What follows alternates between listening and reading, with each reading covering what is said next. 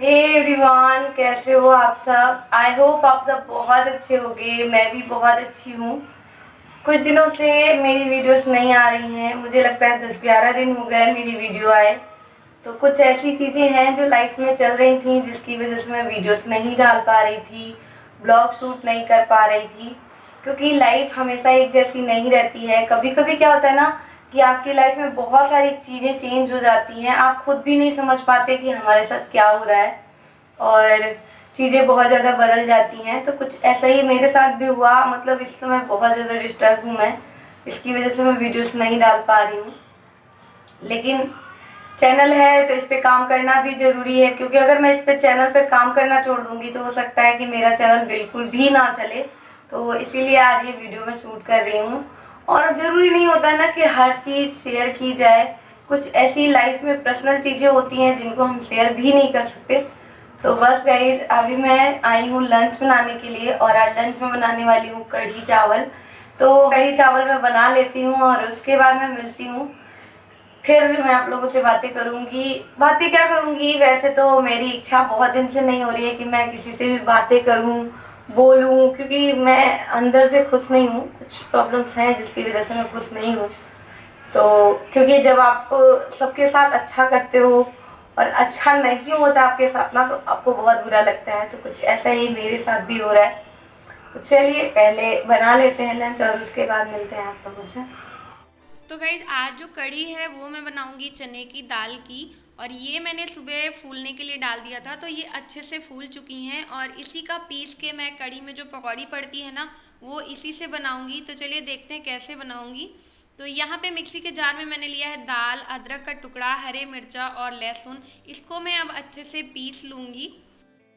तो यहाँ पे दाल को मैंने अच्छे से पीस लिया है और इसमें ना मैंने केवल हल्दी और नमक डाला है। इसमें मैं प्याज वगैरह नहीं डाल रही हूँ। बिल्कुल सिंपल सी पकौड़ियाँ बना रही हूँ। आप चाहो तो इसमें प्याज कट करके भी डाल सकते हो। और यहाँ पे कढ़ाई चढ़ा दी है मैंने, तो तेल बिल्कुल गर्म हो चुका है। तो एक एक करके मैं सारी पकौड़ियाँ डाल दूँगी। और गाइज, अगर आप कच्चे दाल की पकौड़ी बनाते हो ना कढ़ी के लिए, तो बहुत ही ज़्यादा टेस्टी आपकी कढ़ी बनती है। एक बार आप लोग ज़रूर बनाना, अगर नहीं बनाते हो तो। बहुत ज़्यादा टेस्टी बनती है। अगर मुझे कभी कढ़ी बनानी होती है और मुझे पहले से पता होता है कि आज मुझे कढ़ी बनानी है, तो मैं दाल को भिगो देती हूँ। अदरवाइज़ अगर नहीं याद रहता है मुझे दाल भिगोना, तो मैं फिर बेसन की पकौड़ियाँ बना लेती हूँ। वैसे ज़्यादातर मैं कोशिश करती हूँ कि मैं दाल की ही पकौड़ियाँ बनाऊँ, क्योंकि दाल की पकौड़ियाँ कढ़ी में बहुत ज़्यादा अच्छी लगती हैं।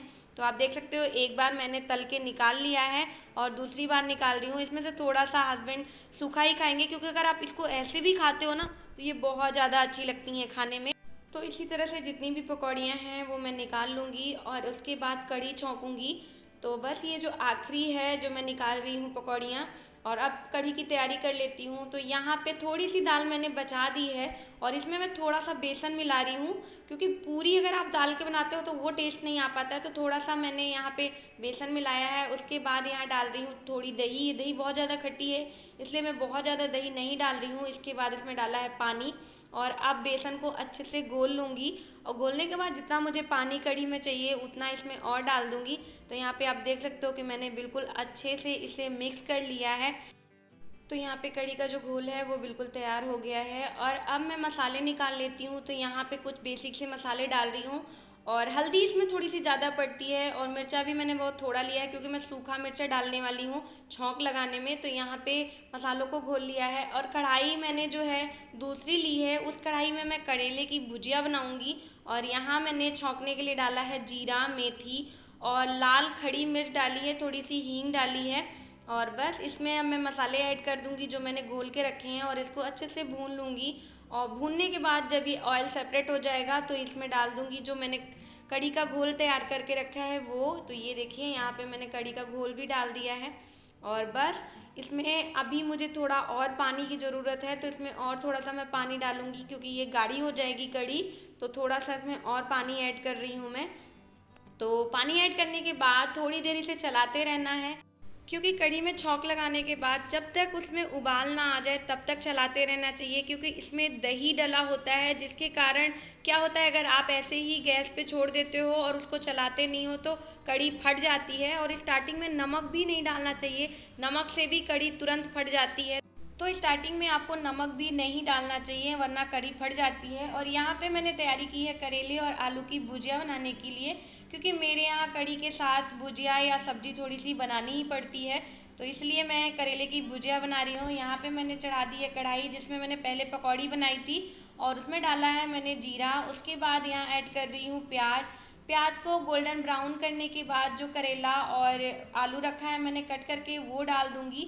और मेरे घर में ना करेले में आलू ज़रूर पड़ता है, क्योंकि केवल अगर मैं करेले की भुजिया बनाती हूँ तो कोई भी नहीं खाता। जब भी मैं करेले की भुजिया बनाती हूँ तो उसमें आलू ज़रूर ऐड करती हूँ, आप देख ही सकते हो। अब भुजिया में मैं डाल रही हूँ नमक और इसमें ऐड करूँगी काली मिर्च और हल्दी पाउडर। इसमें मैं कोई मसाले ऐड नहीं करती हूँ, ये भुजिया ऐसे ही टेस्टी लगती है बिना मसालों के बगैर। तो यहाँ पे मैं कोई मसाला ऐड नहीं कर रही हूँ, केवल थोड़ी सी काली मिर्च का पाउडर और हल्दी डाला है। अब इसको अच्छे से मिक्स कर लूँगी और मिक्स करने के बाद इसे कुछ देर ढककर पकाऊँगी। और इधर कढ़ी भी काफ़ी अच्छे से पक चुकी है, तो इसमें मैं डाल रही हूँ नमक। और नमक डालने के बाद फिर से थोड़ी देर इसे पकने दूंगी और उसके बाद जो पकौड़ियाँ मैंने बना के रखी हैं वो डालूंगी। तो ये देखिए कढ़ी बिल्कुल पक चुकी है। तो जो पकौड़ी मैंने बना के रखी है वो अब इसमें डाल दूंगी और डालने के बाद 2 मिनट तक और पकने दूंगी। और करेले की भुजिया भी जो है वो भी ऑलमोस्ट रेडी हो चुकी है। तो ये देखिए कढ़ी भी बन चुकी है मेरी और साथ में करेले की भुजिया। तो चलिए अब बना लेती हूँ चावल और उसके बाद खाना सर्व करती हूँ। तो ये देखिए गाइस, आज का जो लंच है वो बिल्कुल रेडी हो चुका है, तो आप लोग भी आ जाओ हमारे साथ लंच करने के लिए। तो ये गाइस, अभी लंच वगैरह जो है वो हो गया है और मैंने किचन वगैरह भी साफ़ कर दिया है। जैसा कि मैं बताती हूँ कि सारा काम मैं पहले ही मतलब कर लेती हूँ, मैं बर्तन वगैरह नहीं छोड़ती, किचन गंदा नहीं छोड़ती, तो वो सारे काम कर ली हूँ। और अभी पहले मैं मोबाइल को ट्राईपोड पे लगाती हूँ, फिर मैं आप लोगों से बातें करती हूँ। तो गाइस, अभी मैंने मोबाइल को ट्राईपोड पे लगा दिया है और जैसा कि मैंने आप लोग को बताया था कि मैं परेशान हूँ इस समय, तो सच है ये कि मैं बहुत ज़्यादा इस समय परेशान हूँ और मैं कुछ भी कर नहीं पा रही हूँ। इसका कारण मैं आप लोगों को बहुत ज़्यादा तो नहीं बताऊँगी, लेकिन आप लोगों से इतना ही कहना चाहूँगी कि कभी कभी लाइफ के ऐसे मोड़ आते हैं जहाँ आप सोच भी नहीं सकते कि मेरे साथ या मेरी ज़िंदगी में ऐसा कुछ होगा। तो बस मेरे साथ भी कुछ ऐसा हुआ जो मैंने कभी नहीं सोचा था कि मैं भी ऐसे दिन देखूंगी या मेरे साथ भी ऐसा कुछ होगा। मुझे अपनी प्रॉब्लम्स बहुत अच्छे से फेस करनी आती है, मैं किसी भी प्रॉब्लम को बहुत आसानी से सॉल्व कर लेती हूँ, बहुत ज़्यादा उसको वो नहीं करती और ना ही अपनी प्रॉब्लम किसी के साथ शेयर करती हूँ। मेरी आदत है कि मुझे लगता है कि अपनी प्रॉब्लम्स किसी के साथ शेयर करने से कोई हल नहीं निकलता, बल्कि लोग आप पे हंसते हैं। तो मैं अपनी प्रॉब्लम्स किसी के साथ शेयर करती भी नहीं हूँ और मुझे नहीं पसंद है कि छोटी छोटी चीज़ें शेयर की जाएं। मतलब ये नहीं है कि मैं यूट्यूब पे हूँ तो यूट्यूब की मैं किसी से भी शेयर नहीं करना चाहती, लेकिन कभी कभी क्या होता है ना कि चीज़ें बहुत ज़्यादा हो जाती हैं तो दिल करता है कि किसी से बता दिया जाए। लेकिन मैं आप लोगों से कहूँगी कि ज़िंदगी इसी का नाम है सुख और दुख का। मेरी लाइफ में भी कुछ ऐसी चीज़ें हुई इन कुछ दिनों में जिनको मैं जब महसूस करती हूँ तो लगता है कि ये क्या हुआ था, मतलब ये क्यों हुआ था, ये कैसे हुआ था। बहुत सारी चीज़ें दिमाग में चलती हैं और जब आपकी कोई गलती ना हो और आपको कोई गलत ठहरा दे तो और ज़्यादा बुरा लगता है कि जब मैंने कुछ किया ही नहीं तो किसी ने क्यों कहा या क्यों किया। खैर, इसका कोई मतलब नहीं बनता, लेकिन सोचने से बुरा लगता है। और आप ना जब किसी प्रॉब्लम को फेस कर रहे होते हैं ना तो आपके दिमाग पे बहुत ज़्यादा प्रेशर पड़ता है, आप दिन रात उसी के बारे में सोचते हो। मेरे साथ क्या है कि मैं अपने दिमाग से चीज़ों को जल्दी निकाल नहीं पाती। अगर मैं दुखी होती हूँ उनको सोचती रहती हूँ, फिर सोचती हूँ क्यों हुआ ऐसा, मेरे साथ ही ऐसा क्यों हुआ। मैंने तो किसी का कुछ नहीं बिगाड़ा, मैंने तो किसी के साथ बुरा नहीं किया, लेकिन होती हैं चीज़ें ना आपके साथ तो बस लगता है।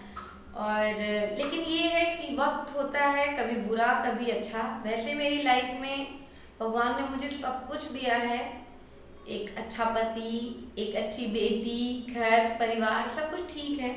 लेकिन हाँ, घर परिवार में भी कभी कभी क्या होता है ना, एक सदस्य भी घर के परिवार का अगर थोड़ा सा भी आपके साथ सही से ना रहना तो लाइफ डिस्टर्ब हो जाती है। तो तो बस कुछ ऐसा ही मेरी लाइफ में है और जल्दी ठीक हो जाएगा ये सब भी। वक्त सब कुछ ठीक कर देता है, कभी चीज़ें खराब होती हैं, कभी अच्छी होती हैं, तो मेरे साथ भी है और इसको मैं अच्छे से सही भी कर लूँगी। और आप लोगों से भी कहूँगी कि आप लोग भी अगर आपकी लाइफ में प्रॉब्लम आती हैं तो उसको फेस करना सीखिए। मैं कर रही हूँ, आप भी करिए। बहुत सोच समझ के हर चीज़ करनी पड़ती है, बहुत सोच समझ कर डिसीजन लेने होते हैं। तो बस रिश्तों को अगर बनाए रखना है, चीज़ों को अगर बनाए रखना है तो बहुत सोच समझ के सारी चीज़ें करनी होती है। तो चलिए, मैं थोड़ी सी अच्छी हो जाऊँ, फिर मैं अच्छे अच्छे ब्लॉग भी लाऊंगी, अच्छे अच्छे वीडियोस भी लाऊंगी।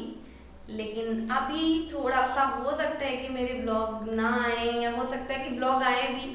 अपने आप को अगर मैंने तैयार कर लिया कि नहीं हमें मुझे वीडियो बनानी है, हो सकता है वीडियोस आए भी।